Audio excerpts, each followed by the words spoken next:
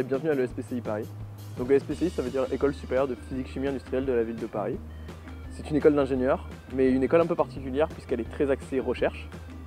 Elle dure 3 ans et sur ces 3 ans, il y en a 2 pendant lesquels on va réaliser ce qu'on appelle un PSE, donc projet scientifique en équipe.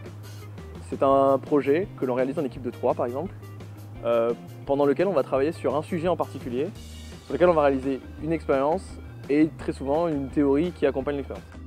Notre équipe a choisi d'étudier les robots aléatoires autonomes.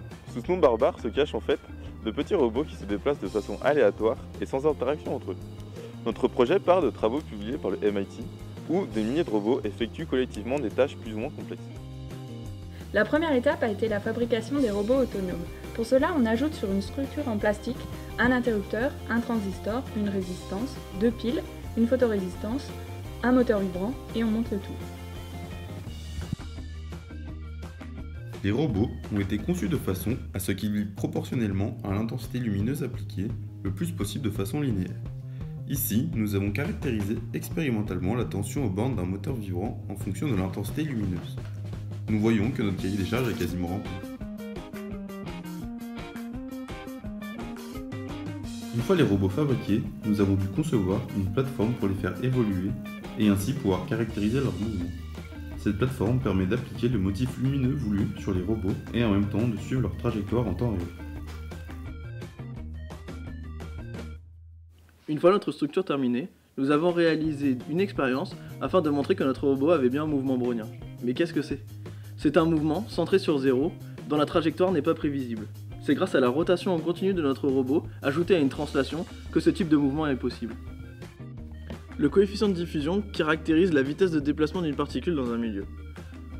Pour plusieurs intensités lumineuses, nous avons pris le coefficient de diffusion et nous l'avons tracé pour le déplacement de nos robots.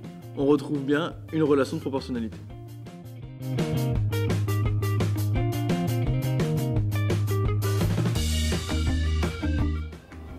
Après les expériences sur quelques robots, l'enjeu est maintenant de découvrir la dynamique pour un grand nombre de robots.